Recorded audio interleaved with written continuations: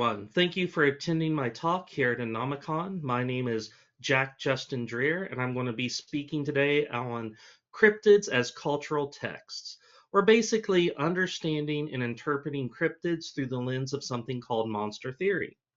So, when I was thinking about creating this presentation, I thought about exploring multiple different kinds of cryptids and really hitting some of the big ones like Bigfoot, Mothman, and maybe some that most people know but some people don't, like the Jersey Devil or the Chupacabra.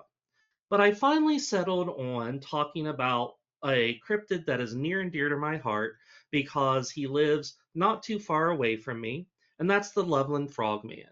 So today we're really going to talk about monster theory and the Loveland Frogman, understanding the city of Loveland, Ohio through the Frogman. So what are we going to cover? First and foremost, this talk is not about debunking cryptids and cryptid stories. Actually, what you're going to find is I think that cryptid stories are extremely important. And the idea of cryptids is extremely important as a way of using cryptids to investigate our own thoughts, feelings, emotions, physical sensations, behaviors, our unconscious worries, anxieties, fears, but also our hopes and dreams. Now, I have to tell you right at the beginning that I'm only going to be giving you the most basic understanding of monster theory. There are 7 different theses to monster theory, and each one of them I could create an hour and a half or 2-hour presentation on. Then I could probably give you an entire day, an 8-hour presentation on understanding the Loveland Frogman. So I can't go into nearly in depth as I would love to in a presentation like this since we only have 45 to 50 minutes. But what I am going to do is give you that basic understanding of both monster theory, a brief introduction to a cryptid that I love called the Loveland Frogman, and a framework to apply what you learn here today to investigate the cryptids that interest you the most. So a little bit more about me. My name, once again, is Jack Justin Dreher, and I'm a licensed professional clinical counselor with a mental health service provider designation in both Ohio and Tennessee. I'm a 2020 graduate of Vanderbilt University with a master's in human development counseling, specifically with a clinical counseling focus. I'm also a 1998 graduate of Kenyon College with degrees in honors English, classics, and anthropology minors, and a humanities concentration. I've completed tons of different types of trainings on dialectical behavior therapy, cognitive behavior therapy, motivational interviewing for people, all of these different things in the counseling realm. But what we're really going to talk about today is how to apply concepts from psychodynamic and psychoanalytic therapy and apply it to cryptids, to monsters, and what that might tell us about our own unconscious thoughts, fears, emotions, etc. Now, I've talked about my professional background and interest, my academic background and interest, but more importantly today, we're going to talk about my personal interests. And ever since I was a little kid, I've been absolutely fascinated by everything strange, spooky, eerie, weird, paranormal, and supernatural, especially if it had anything to do with mythology, folklore, fairy tales, and urban legends. I could never get enough of it as a kid. And even today, all these years later, I still can't get enough of it. If you want to tell me a weird, creepy legend about your hometown, I am 100% all ears. As I've gotten older, though, I've actually started expanding my area of interest to include everything that would be called normally Fortean or anomalous phenomena and research surrounding it. Basically, as a child of the 70s and early 80s, I blame Scooby-Doo. As much as I love my career as a therapist, I can't think of anything better than riding around in a van with your friends, investigating strange things and solving mysteries. I'm sure most of you have not heard of the Loveland Frogman. I hope that at least a few of you have. So let me kind of give you a very brief overview about the Loveland Frogman cryptid legend. So some people say that going all the way back to the indigenous people of southern Ohio, specifically the Miami, or I've also heard it pronounced the Miami people of southern Ohio, and a legend that they had about the Shawnahook, which was a half man, half reptile or frog like creature that lived near what is now known as the Little Miami River and protected the river, protected the inhabitants, protected the wildlife and the vegetation from anyone that would come and disturb it or destroy it. Now, that part of the entire legend starts off really and becomes well known in 2012 in a book that I'm going to talk about in a few minutes. Now, we also have other aspects of this story. We have Robert Honeycutt, a businessman driving home late one night along what else than the Little Miami River. And while driving home in May of 1955, he sees these shadowy figures on the side of the road. 3 or 4 of them, they're only 3 to 4 feet tall as well. They're dressed in robes, and he describes them as performing some sort of innate and yet strange ritual. And as he actually drove right by and begins to look at them, one of them lifts a stick up in the middle of the group and lightning sparks shoot out of it.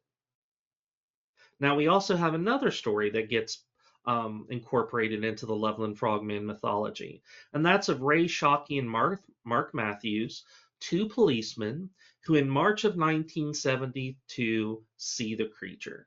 Ray Shockey's driving along next to the Little Miami River once again, late at night around 1 a.m., and he's on duty, and he sees this figure jump in front of his patrol car. And when he comes slamming to a stop, his lights are on it.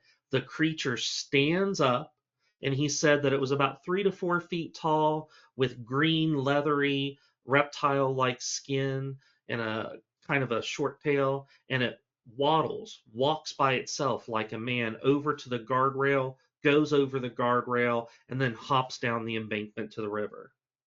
2 weeks later, after he reports that in a police report and the local newspaper picks it up, Mark Matthews, another policeman and colleague of Ray Shockey, sees the creature on the side of the road while driving late one night. He says he pulls over, pulls out a service revolver, and fires 4 to 5 shots at the creature, knows that he hits it, but that it disappears once again into the Little Miami River. Then we don't have any sightings for a while. But in 2016, Sam Jacobs, a young teen from the Loveland area, and his girlfriend are out playing Pokemon Go, and they see the creature actually in the water and snap a picture of it, which blows up on social media and becomes viral. So, once again, not tons and tons of details in any of these stories, just a very brief overview talking about scenarios, situations that might or might not be related to the Loveland Frogman and the legend that we currently have. So, what is monster theory?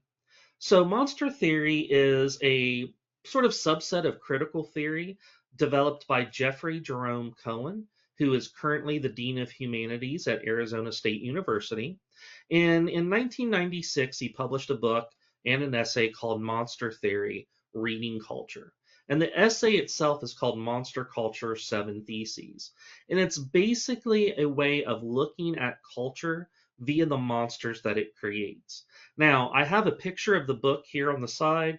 You can easily get it through your local library, order it off of Amazon. But if you're just wanting the essay in and of itself, if you just Google Monster Culture 7 Theses, Jeffrey Jerome Cohen, and PDF, it'll easily pop up. It gets used in a lot of colleges and universities around the country with multiple areas where you can download it for free.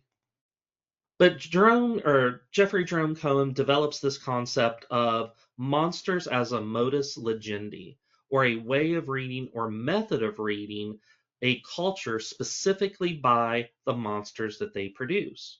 Now, moving forward, we're actually going to use the term monsters interchangeably with cryptids.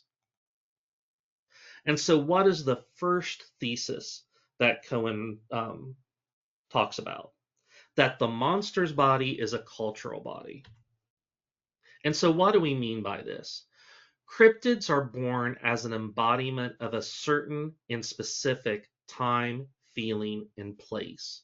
They represent the cultural moment, or like the spirit or zeitgeist, if you will, of a certain cultural and historical time period. The cryptid's body is never just a body. It's literally a text that's been stitched together, that's woven all of our individual and collective fears, desires, and anxieties of our individual selves and culture into one creature. And so for me, this is really fascinating because I love psychology, obviously, since I'm a therapist. And the cryptid actually acts as a way of showing our innermost psychological constructs, what are normally unobservable human behaviors and processes that are made real in the external world through our stories. So the cryptid acts as a psychological projection where an individual attributes their own unacceptable thoughts, feelings, emotions, physical sensations, and even behaviors onto something else, often unconsciously. It also acts as a psychological displacement or defense mechanism where a person can redirect their emotions or impulses from one person or object onto another that fundamentally feels less threatening or easier to express our feelings about. So imagine if something in your city or town or culture scares you. Maybe it's a person, maybe it's a group of people, maybe it's the way a certain group of people act or think or behave or whatever. And yet you feel scared to actually express those feelings. Not just because of maybe retribution from that group of people, but how you might be viewed by other people for holding these thoughts, feelings, and emotions. Then we can displace those uncomfortable feelings that we have about someone onto something else that it's safer to have those feelings about and express those feelings towards. Thesis 2: the monster always escapes. We see the aftermath of what cryptids do. And I'm thinking right off the bat about Mothman and the Silver Bridge collapse. We see the effects of the Mothman on the town, on the community, on even the infrastructure of the community. But Mothman himself, he turns immaterial and vanishes, only to reappear at other times and other places in West Virginia and Ohio. All cryptids act this way. And so we must actually think about the intricate matrix of relations between the social, the cultural, the historical confluences that come together to generate them. Each time the cryptid reappears, it is slightly different. So think about the legend that we've already talked about. We have this cryptid monster who protects the indigenous people, the landscape, and the waterway. Then we have these group of people or monsters that act very strangely doing this ritual in the 1950s. We have this monstrous cryptid, this object for all of our fears and disgust in the 1970s. And then we actually have something that appears in some ways kind of cute and funny in 2016. So basically, we can't just look at a cryptid in one particular way. We can't just look at a cryptid through the lens of the time period where it appears last, but we must take into account every single time it has appeared and what did the cryptid represent during those periods and what is it representing now. Thesis 3: the monster is the harbinger of category crisis.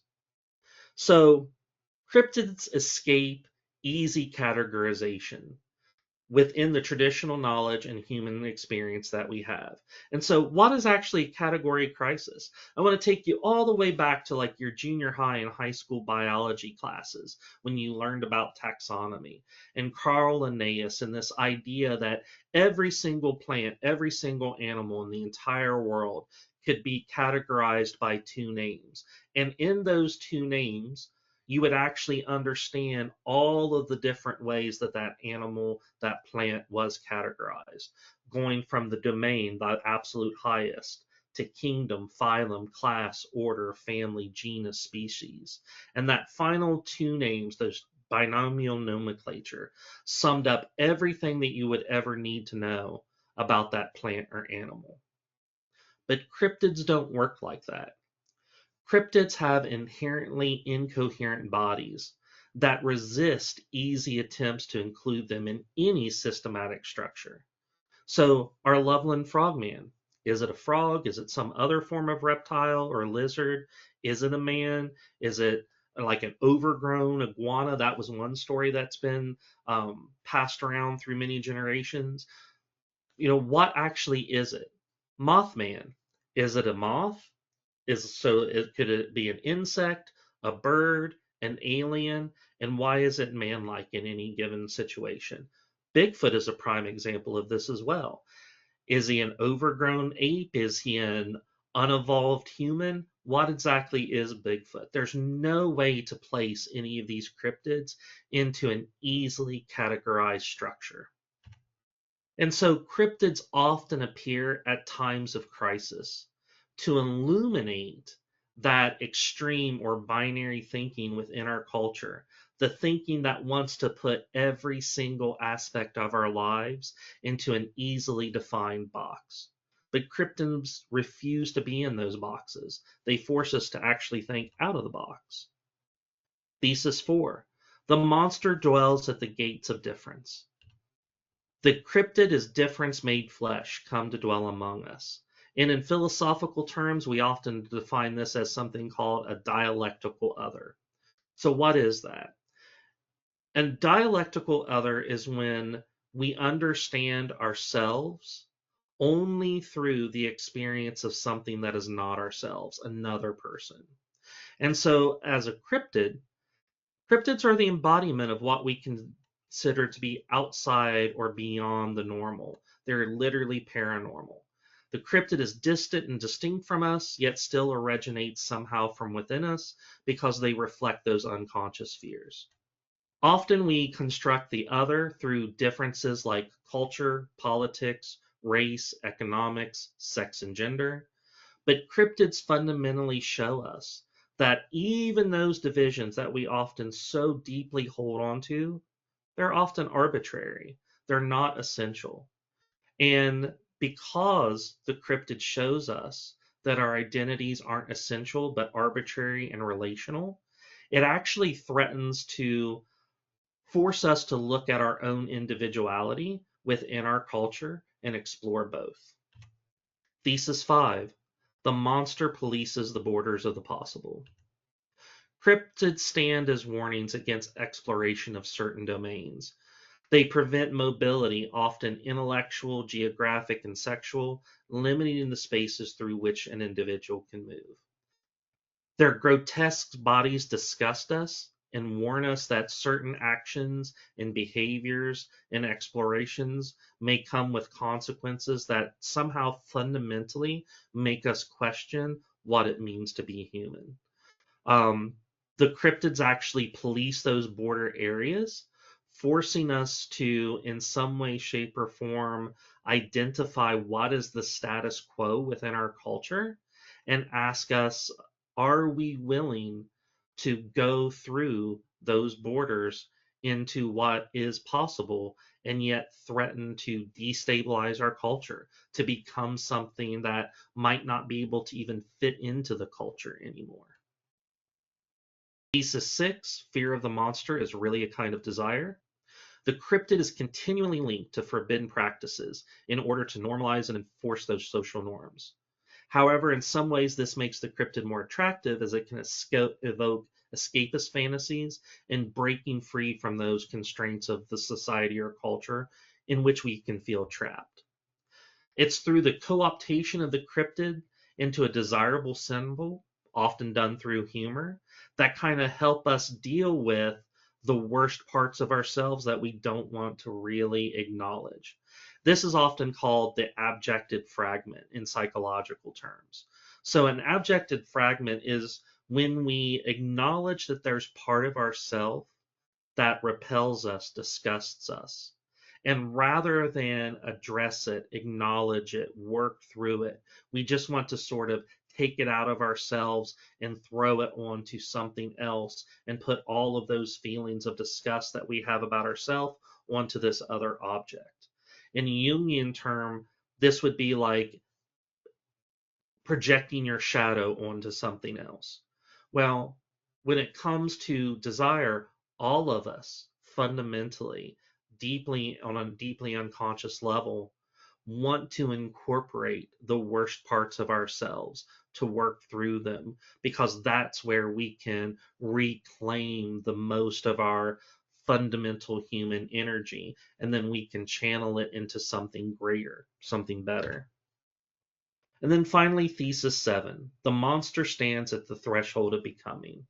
I absolutely love this picture because this is the picture that was taken in 2016 by Sam Jacobs as he was playing Pokemon Go with his girlfriend. And look at this picture of the Loveland frog. This is the picture that went viral everywhere on social media.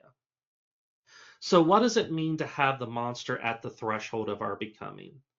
Basically, monsters, just like cryptids, are our children.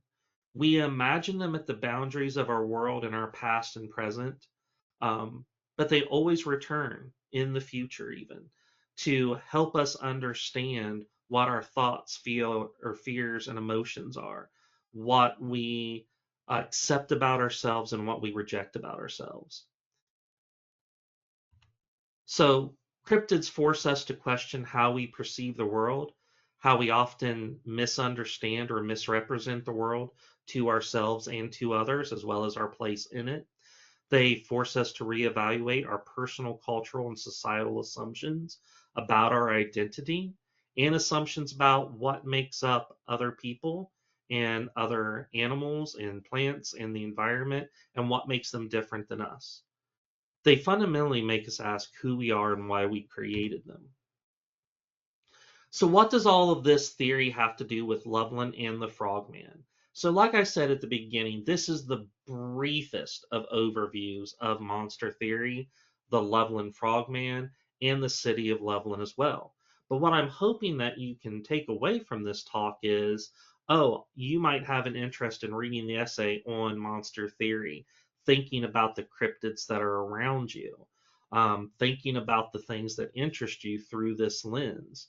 And why I'm going to, or how I'm going to do that and show you how to do that is by actually exploring Loveland, which is where the frogman lives, and talking about how you might want to apply those different 7 theses to explore your specific area the same way I'm exploring Loveland, which is socially, culturally, historically, geographically, and demographically. So many of the occurrences of the frogman coincide with significant social or cultural shifts taking place in the United States, in Ohio, and even the area of Loveland specifically. Loveland has a total area of only about 5 miles, 0.07 of it being water. It's located within 3 different counties, so there is that political geography taking place here of different zones and areas of schools and social services, etc. It's divided by the Little Miami River, which we've mentioned multiple times previously. And it's actually considered part of the Cincinnati metropolitan area. So looking at the map here, this little tiny red dot in the corner, that's actually where the neighborhood of Loveland is, the city of Loveland, right on the outskirts of Cincinnati. So let's look at it from a large historical context. The area of Loveland originally was predominantly inhabited by the Miami or Miami people, but also including the Shawnee people, which were the indigenous people of the area. Now, they began to be forced out as settlers moved into the area, and this really happened at a couple specific times in history. In 1795, the Treaty of Greenville, Ohio, effectively acquired 2/3 of the future state of Ohio from the indigenous peoples that occupied it, and this ended what was known as the Northwest Indian War. In 1818, the Treaty of St. Mary ceded the final pieces of Ohio to the United States government. The area was settled in 1795 during that Treaty of Greenville by a man by the name of Colonel Thomas Paxton. In 1814, his son-in-law William Ramsey purchased 189 acres, which eventually became Loveland. In May of 1876, this area was actually incorporated as a village and named after James Loveland, who operated the general store and post office. In July of 1961, Loveland actually becomes a chartered city in its own right after a huge population surge in the 1950s. So we've talked a little bit about the Native American indigenous peoples that occupied this area originally. But the first sightings, other than the story of the Shawanook, really don't begin to take place until the 1950s. So what was going on in the 1950s that might create anxiety, worry, fear, especially around, groups of people doing weird rituals in the middle of the night in some abandoned country road. So we have to kind of look at what were the things going on then. The first thing was the rise of the suburb. This was after World War II. The United States was experiencing economic prosperity.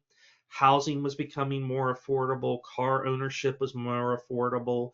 There was an emergence of a strong middle class with a very intense focus on family values. However, this is also the time of the early stages of the civil rights movement and challenges to racial segregation. There was a strong pressure on traditional gender roles within the family structure, and conformity and anti-communism were the main threads going on in society at the time. So think about how a man driving home late at night along a dark country road next to a river, seeing 3 or 4 shadowy figures off to the side, might reflect some of these fears. You're leaving the big city, going into the small rural areas and country, into a little tiny town. You're already afraid about who is your neighbor, who's moving into my neighborhood. What do they think? What are they doing in secret? In the 1960s, no sighting at that time, but some aspects of the original story are still sort of taking shape in the collective unconscious of the time, being talked about. We have the rise of the civil rights movement. We have the Vietnam War and protests, the beginnings of the counterculture movement, the feminist movement, the American Indian movement. We have the political assassinations that take place of the Kennedys and Martin Luther King, and technological advances like advances in radio and television, making it easier to get those signals in your own home. In the 1970s, we have an even more diverse and progressive era than any of the eras before. This is the beginning of the women's rights movement, the gay rights movement. We have civil rights advancements. We have burgeoning environmental awareness. The first Earth Day was actually in the 1970s.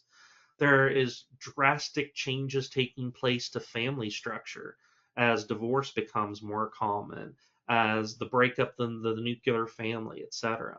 And we also have a lot more political disillusionment with government and authority. I've always found it fascinating that the two characters who are actual real people who engage with the frogman are both law enforcement in the 1970s. And we are going to skip ahead because of time to history in the 2010s. Think about all of the drastic changes that take place between the 1970s and 2010. Smartphones hadn't even been invented. The internet hadn't even really been thought up, except for maybe a few researchers and scientists who were just beginning to work on it. All of that in the 1970s. But by 2010, 90% of adults are regularly online. 81% of adults own a smartphone. 72% see social media and use it as their primary news source, explaining how a picture taken by two teenagers can become viral overnight in literally national news.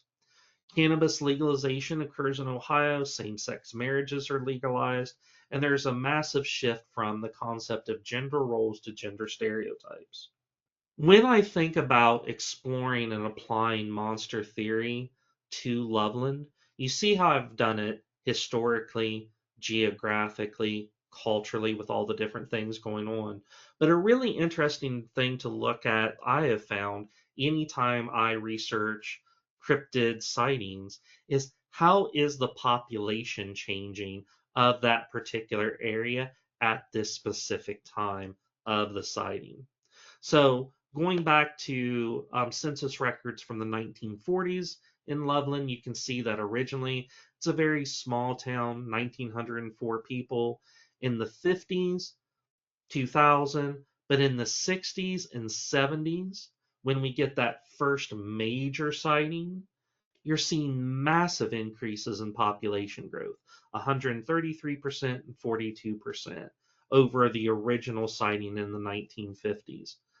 So I think that that's really important because as the population surges, you can see that people are moving from the city into more rural areas, more residential and bedroom neighborhood kind of areas.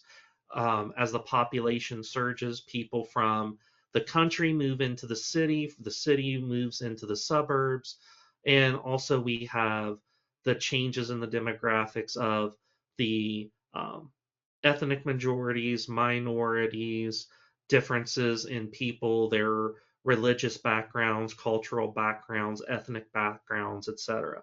So all of these things come into conflict and sort of heighten fear and anxiety and worry, especially about the other.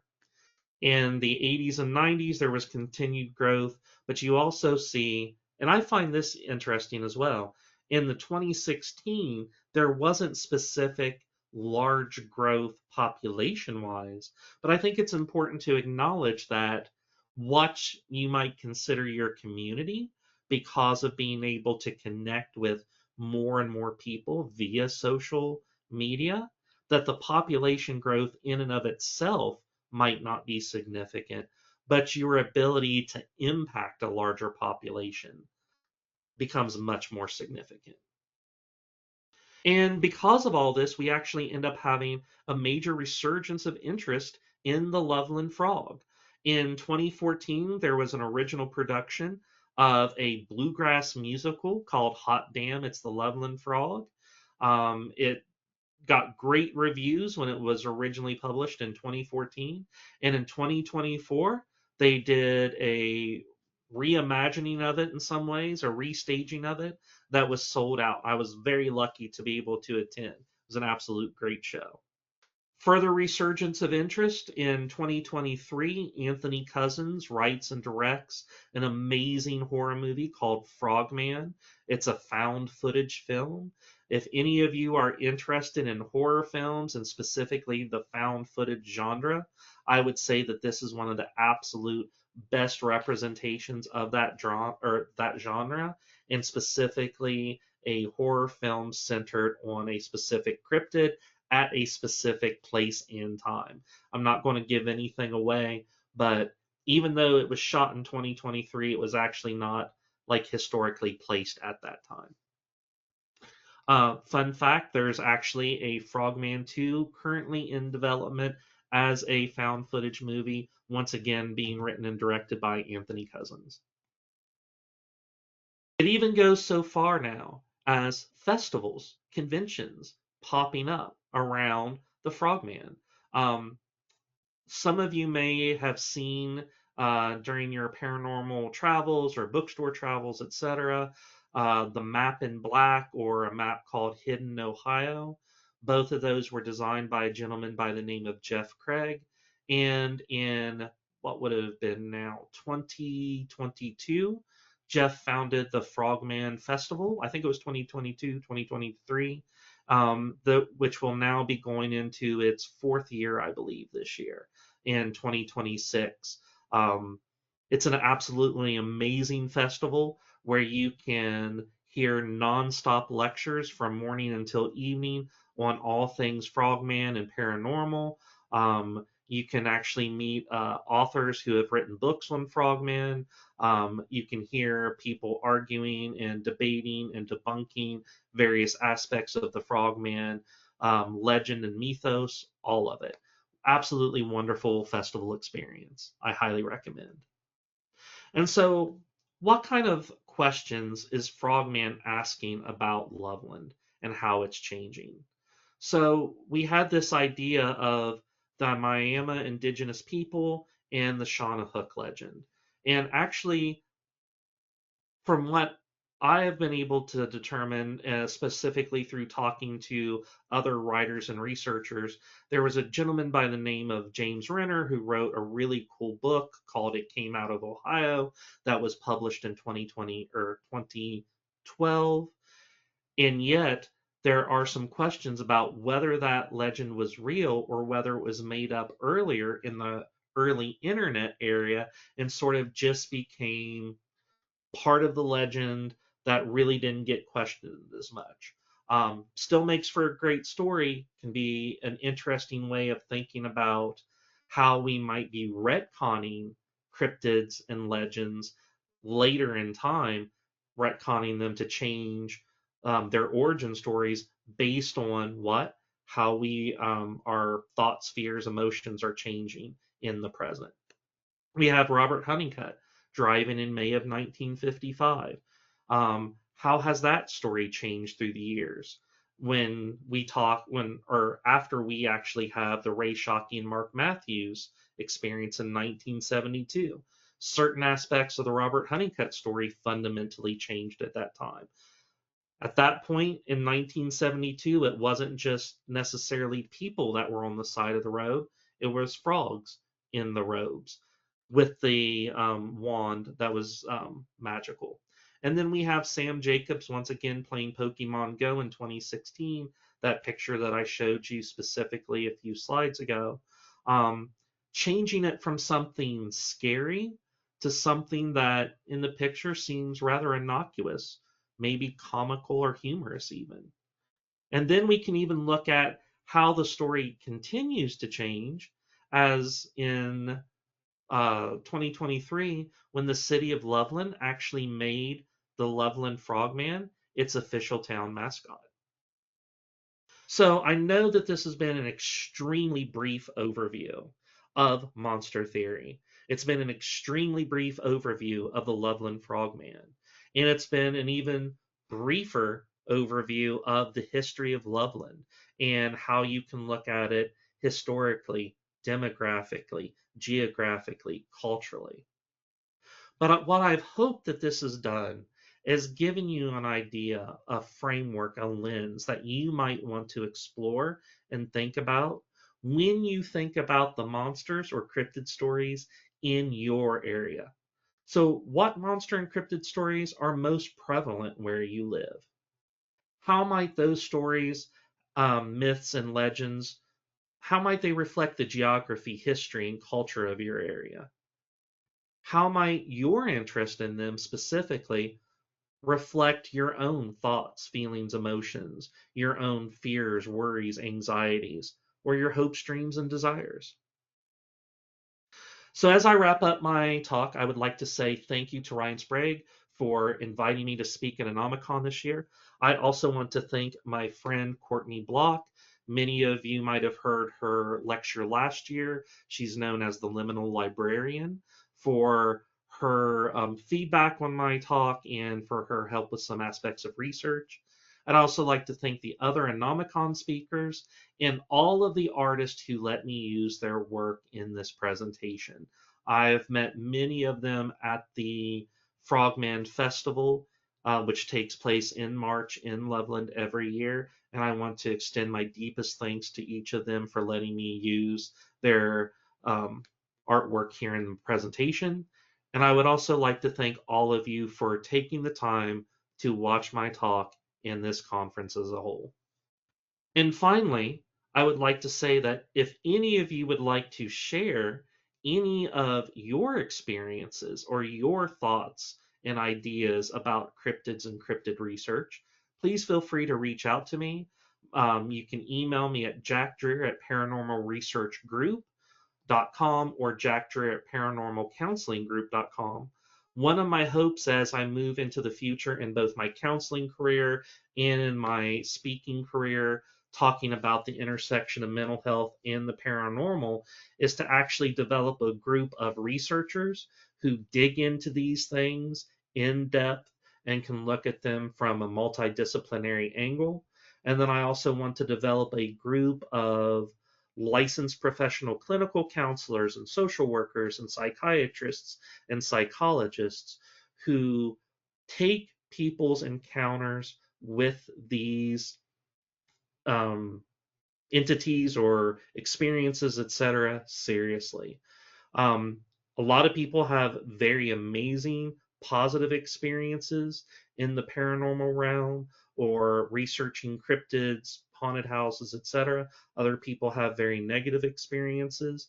And so I'm hoping to develop a network of counselors who have experience in working with people who have had paranormal experiences, taking those experiences seriously, and providing the absolute highest care of counseling services to them.